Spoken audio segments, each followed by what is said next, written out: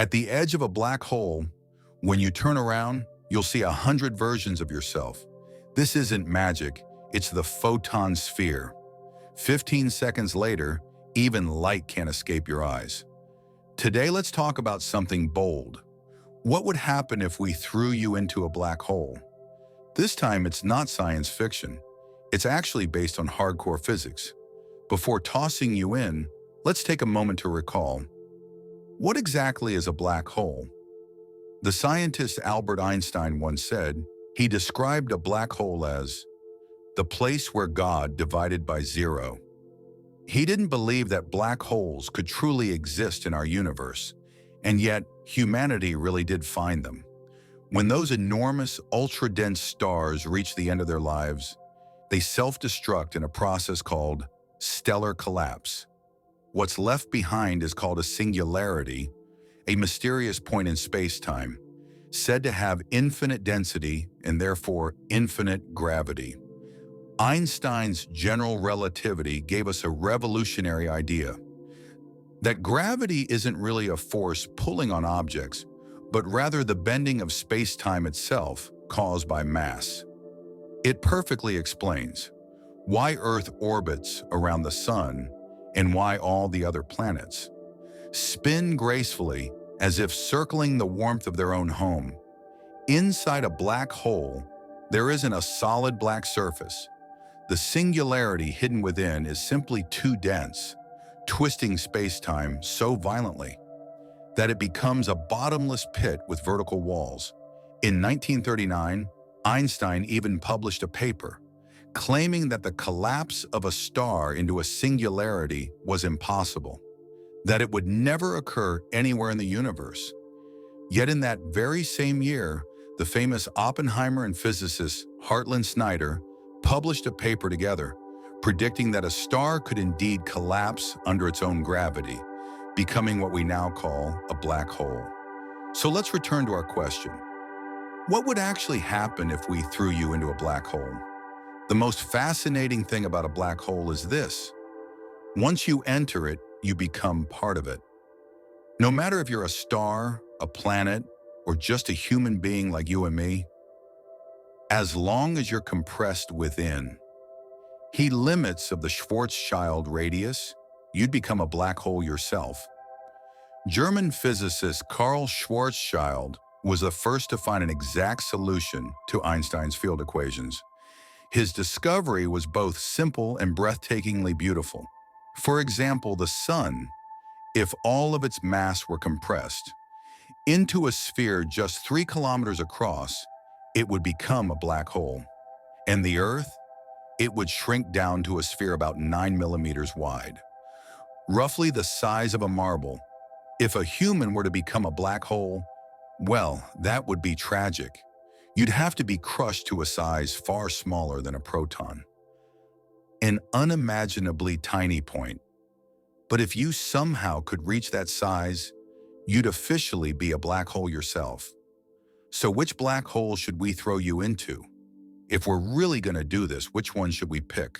We could choose a smaller one, but that would be boring. Let's go big. Some black holes are so massive, they're larger than our entire solar system, containing billions of times the sun's mass. But that might be a bit too much. So how about one? That's a little closer to home? Sagittarius A star, the supermassive black hole at the heart of our Milky Way. You're actually orbiting it right now, and it's one of only 2 black holes that humanity has ever photographed. Now let's set the scene.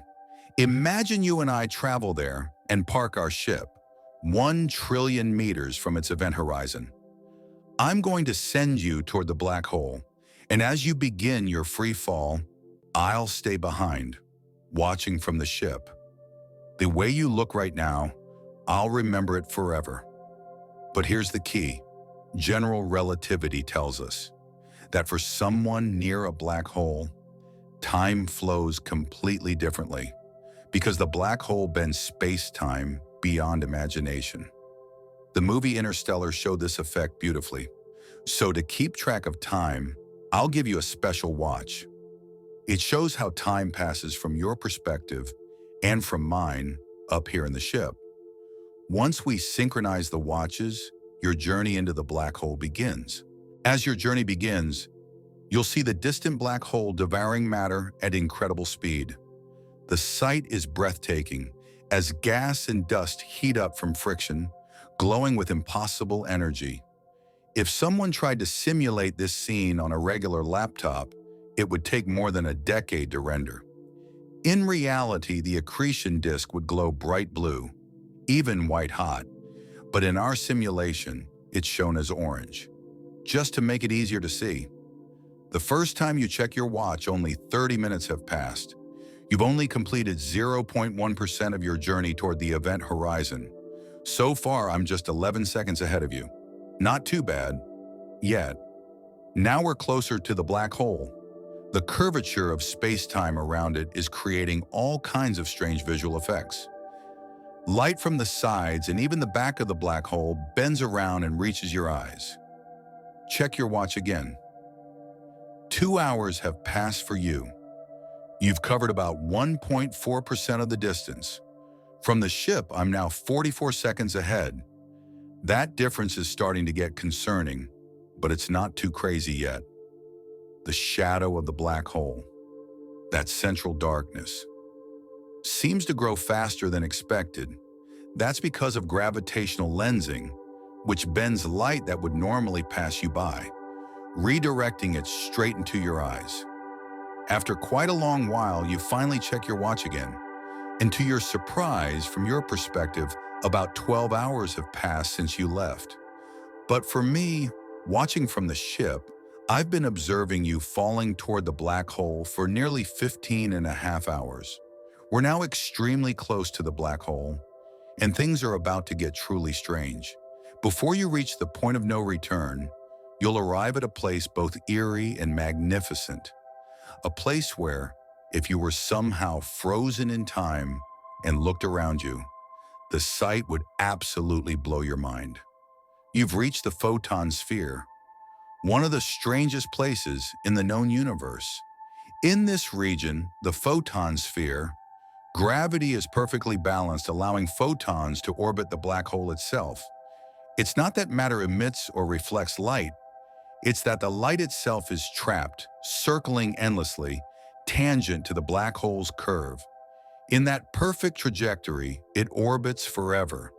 But if its path shifts even slightly, the photon either falls in or escapes into deep space. Under these special conditions, if you were frozen right at the photon sphere and looked around you, you'd see your own reflection, your back staring at you. You'd see countless copies of the back of your head, all gazing into the cosmic abyss. You're literally looking at yourself as if you were standing beside you. It's the distortion of space-time itself that creates this impossible illusion. All of it, an illusion woven by gravity. As you continue your descent, you're now approaching the event horizon. You've passed beyond the photon sphere. The black hole fills more and more of your vision, until it feels as though darkness itself is swallowing you whole. That's because the darkness around you is bending, revealing even the back and sides of the black hole's shadow. Even regions of flat space-time that would normally look ordinary are now distorted beyond recognition. 13 hours have passed for you, and in just 24 more minutes, you'll cross the event horizon. But from my ship, I've been watching your journey for almost 20 hours. 18 more minutes pass. You check your watch again. And now for me, 40 hours have gone by. For you, whose last 18 minutes aced an entire 18 hours. The final moment has arrived. In 6 minutes, you'll cross the black hole's event horizon. You close your eyes, take a deep breath, and glance at your watch. But it seems broken. I've been watching you fall for what feels like an eternity, but the watch isn't broken. That's just how physics works near a black hole. I've spent decades aboard the ship, watching you drift ever closer to the event horizon. Eventually, I see you become redshifted, which means I need an infrared telescope just to glimpse you now. I can never actually see you cross the event horizon. Even if I were to live forever, to you, the last 6 minutes to me last an eternity. This sounds like science fiction, like a daydream, but it's absolutely real. It leaps straight out of Einstein's equations themselves. Now you're inside the event horizon. So what happens inside a black hole? Strangely enough, you can hardly tell the exact moment you cross the event horizon. You can still look out at the universe, see the distant stars, even spot our ship drifting in space. But all that light, just like you, is doomed to fall toward the singularity. You've passed the point of no return, toward that point of infinite density where the laws of physics collapse and time itself comes to a halt. To escape the singularity's pull, you'd have to move faster than light. And we both know that's impossible. There's a common misconception that if you looked out at the universe from here, the extreme time dilation would let you witness the entire future history of the universe unfolding before your eyes. But that's not true at all. As you draw closer to the singularity, you'd see the outer universe squeezed into a narrow glowing ring. And finally, as you come close enough, your feet are stretched far ahead of you.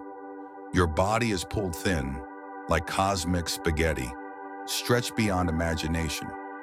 The elongated version of you merges with the black hole itself, drifting through the universe together forever. The very thought of this process sends chills down the spine, and yet, you can't help but want to see it for yourself.